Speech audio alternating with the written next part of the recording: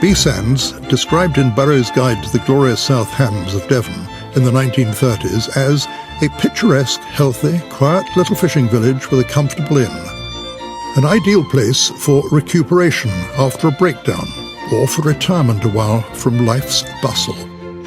So, no mention there of the danger of rough seas, which have threatened to destroy both Beesands and neighbouring Torcross as they did Hallsands.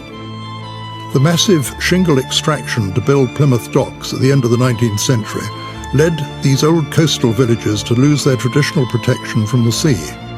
And over the 20th century, several severe storms have forced the creation of major sea defences, however unromantic they may appear.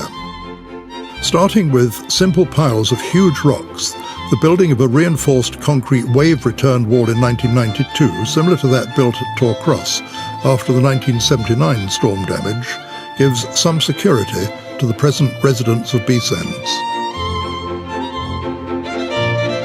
Beesands, a small fishing village highly regarded in the 19th and early 20th centuries for the quality of the crabs sent to London. It would take the fishermen about 5 hours of hard rowing out to their crab pots and back, and then the boats would have to be pulled up the beach by hand. Everyone helped out at this point, men, women, children, together with the Newfoundland dogs, which they had available to help, particularly on stormy nights. The crabs were packed into barrels and after 1893 would be taken to Kingsbridge railway station for onward transportation to either London or Birmingham. Sometimes the money paid to the fishermen barely covered the railway freight charges, and even worse were the times when they received a telegram claiming that the crabs were dead on arrival, as that meant no money at all. The fishermen had to take that on trust, as they had no means of checking the truth of the statements. In summer, the fishermen of Beesands and Hallsands could earn £2 to £3 a week, part of which had to be kept back to see them through the winter, when the weather frequently prevented the men from fishing at all.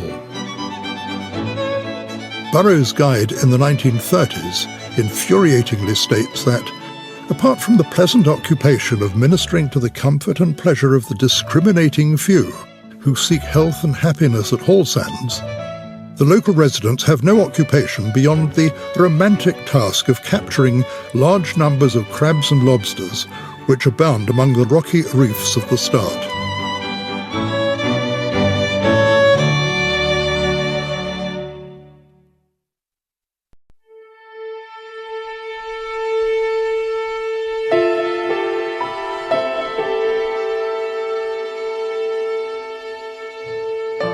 Like all the Start Bay fishing villages, Torcross was, and still is, uncomfortably vulnerable to the sea in stormy weather, especially after the massive shingle dredging at the end of the 19th century, which weakened the natural sea defences. Despite the reassurances of the engineers involved, the shingle ridge protecting this part of the coast was not renewed by the natural action of the sea, and the whole of Start Bay became more exposed to danger. A view along Torcross nowadays shows the promenade which was built over the original coastal road. An effective protection wall was built after storms in 1979 had caused major damage to the houses along the front. The original coach road ran between the houses and the beach, as seen in the photo from 1910. It was built on a bed of beach slate with a sloping seaward face. The houses at beach level were all, except for the Torcross Hotel at the end, part of the Stokely estate, which was broken up in 1898 to meet death duties. The rest of Torcross, the houses on the cliff and along the road to Kingsbridge, was part of the Widdicombe estate, much of which was sold in 1921. The Torcross Hotel was in 1890 owned by William Vickery, who also owned the Royal Sands Hotel further along the beach. So as to ensure that he received his letters and the daily paper promptly, he started the Dartmouth Coaching Company. For the first 3 years it ran at a loss, but his perseverance paid off, and the horse-drawn service ran without interruption until 1917, when the coachman was called up to join the armed forces. It resumed on his return and ran until 1924. The Fisherman's Arms here on the right was by the start of the First World War known as the Start Bay Inn, when it was run by William Pedrick.